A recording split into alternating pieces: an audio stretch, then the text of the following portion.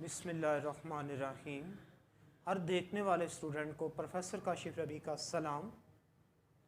आज हम जिस बुक का आगाज़ करने जा रहे हैं वो है आपके पास पंजाब टेक्स्ट बुक बोर्ड की बुक है अलजबरा एंड ट्रिग्नोमेट्री। ये आमतौर पे इंटरमीडिएट पार्ट 1 के स्टूडेंट्स को पढ़ाई जाती है, आईसीएस और इंजीनियरिंग के तालिब इल्मों को। तो इसका जो पहला सेक्शन है वो अलजबरा का है, दूसरा जो सेक्शन है वो ट्रिग्नोमेट्री का है। हम पहले इसका अलजबरा वाला सेक्शन स्टार्ट करेंगे। तो चूंकि अलजबरा जो है वो सारे का सारा नंबर सिस्टम के ऊपर बेस करता है। नंबर सिस्टम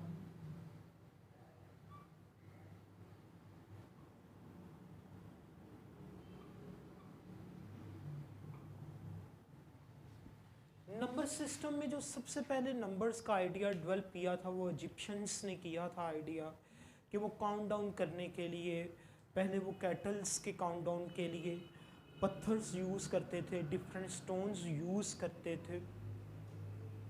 लेकिन उसके बाद फिर इसके कुछ सिंबल्स आ गए।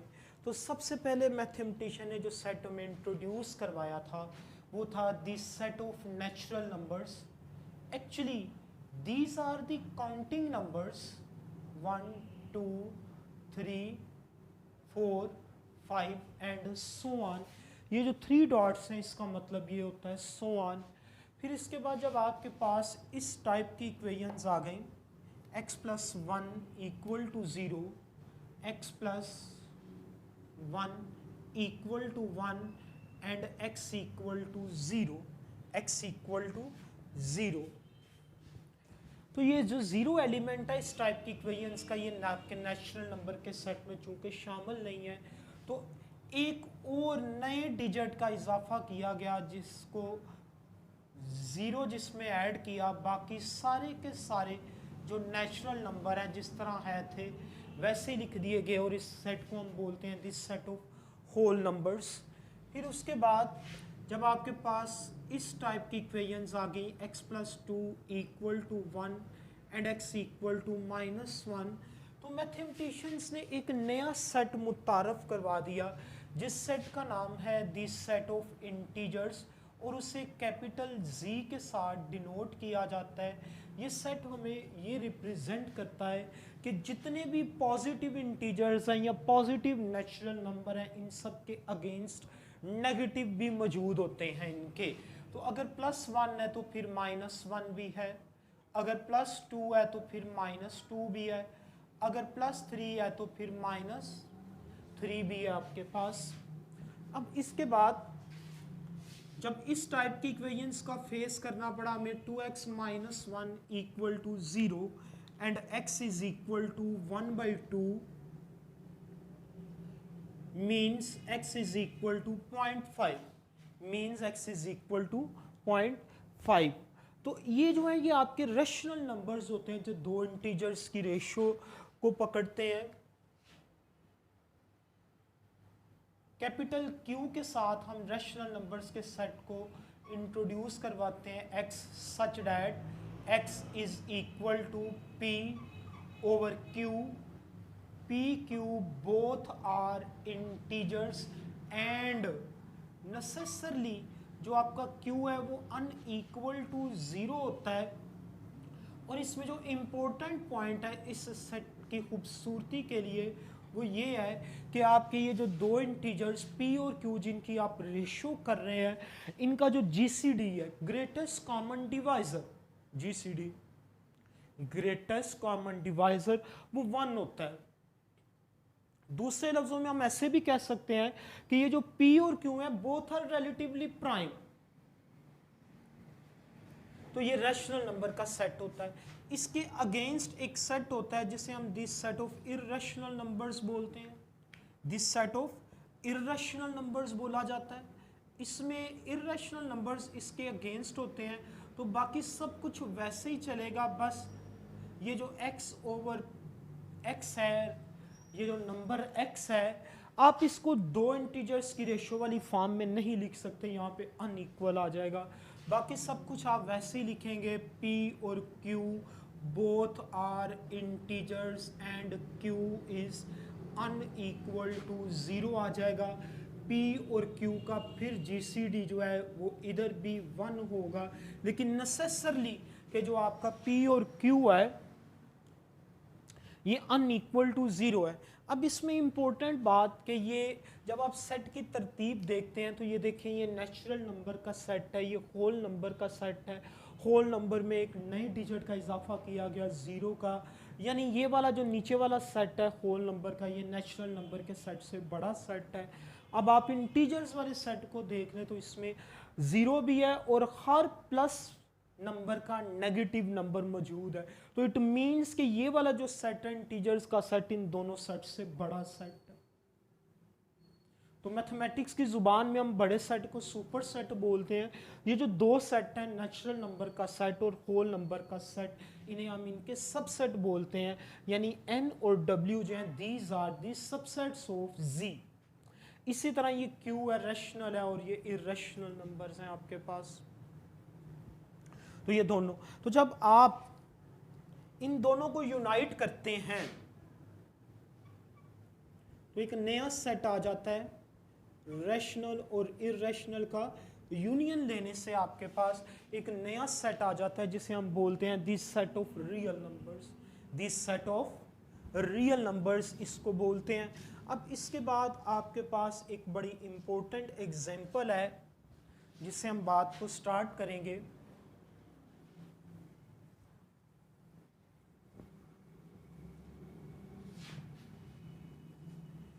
ये जो इम्पोर्टेंट एग्जाम्पल है, ये इतनी इम्पोर्टेंट एग्जाम्पल है, इतना इम्पोर्टेंट क्वेश्चन है कि ये बीएससी की बुक्स में भी होता है, बीएस की बुक्स में भी होता है, एमएस एमएससी की बुक्स में भी पढ़ाया जाता है। तो तमाम स्टूडेंट मेरे साथ रहिएगा। एग्जाम्पल है आपकी पेज नंबर 3 के ऊपर। एग्जाम्पल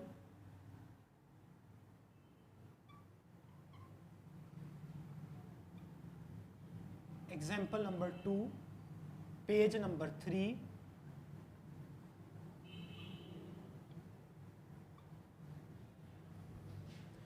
एग्जाम्पल की जो स्टेटमेंट है वो कुछ इस तरह है। वो ये कह रहा है कि prove that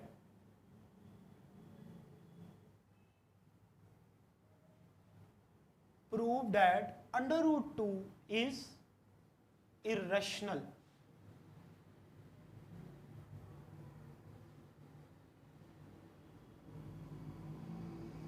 prove that under root 2 is irrational.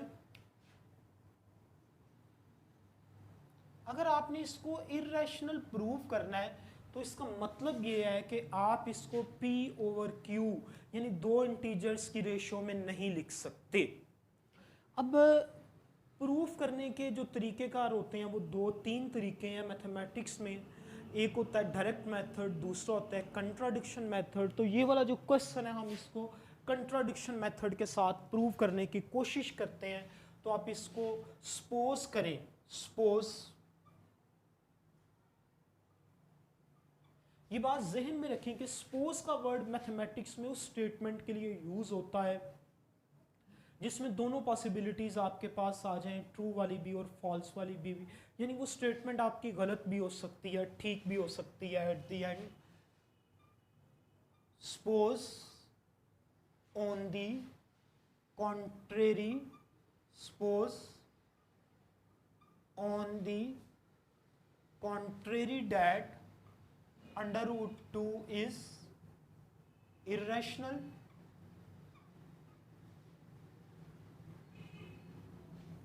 Sorry, rational। under root 2 is rational। अगर ये rational है तो लाजमी बात है कि आप इस नंबर को दो इंटीजर्स की रेशियो में लिख सकते हैं। साथ उसे मेंशन कर दें कि P और Q both are integers and Q is unequal to 0।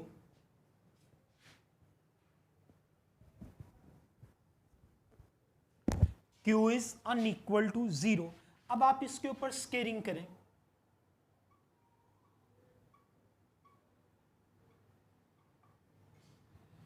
Squaring करेंगे तो ये क्या आ जाएगा, 2 is equal to P square over Q square.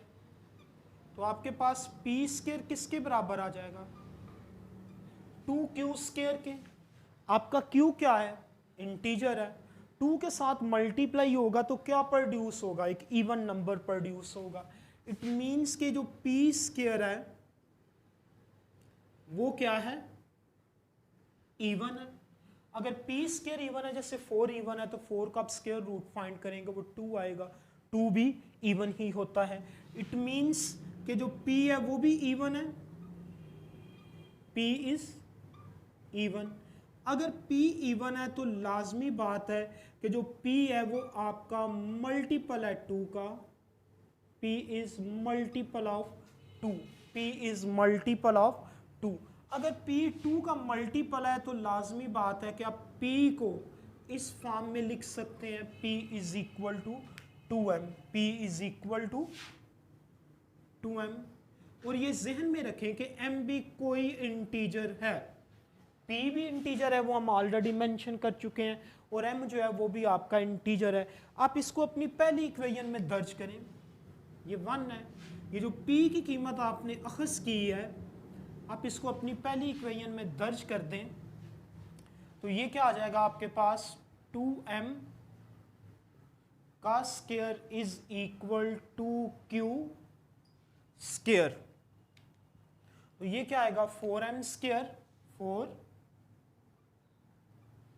Square is equal to 2q square. ये क्या आ गया, 2m square is equal to q square, क्योंकि ये दोनों आपस में कैंसिल हो गए, ये वाला 2 इस 4 के साथ कटा तो इधर 2 आ गया, means q square is equal to 2m square. इस बात का मतलब ये है कि q स्क्वायर भी इवन है, q स्क्वायर क्या है, वो भी इवन है, means q square is even. अगर q स्क्वायर इवन है तो लाजमी बात है कि q भी इवन है।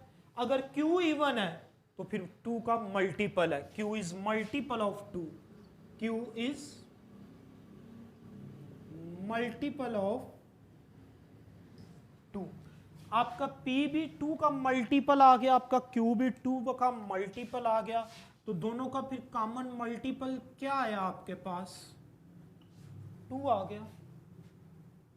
आपने ऊपर क्या सपोज किया था इससे कि ये रैशनल है, तो रैशनल नंबर की डेफिनेशन के मुताबिक इनका जीसीडी 1 आना चाहिए। आपको क्या मिला है, 2 मिला है, हमें 2 नहीं चाहिए, ये हमारे डिजायर के अगेंस्ट आ गया, हमें 2 नहीं चाहिए, हमें 1 चाहिए। तो नतीजा क्या आया कि जो बात हमने फर्ज की थी, सपोज की थी, वही गलत थी, वही गलत थी, which is contradiction, this is contradiction, this is contradiction. अगर ये कंट्राडिक्शन है, यानी जो बात आपने फर्ज की थी उसके उलट आ गया आपके पास नतीजा, तो क्या हुआ ये कि हमारी जो सपोजिशन थी वो गलत थी, hence our supposition is wrong, hence our supposition is, जो आपने इस बात सपोज की थी वही गलत थी। सो √2 क्या हो गया, फिर इर्रेशनल हो गया, √2 आपका इर्रेशनल हो गया जी। तो ये स्टूडेंट्स बहुत सारे प्रॉब्लम्स इसमें फेस करते हैं, इसलिए ये मैंने इसको आपके सामने रख दिया है। आप इसको लर्न करने की कोशिश करें और मेरे साथ कांटेक्ट में रहें। Thank you very much.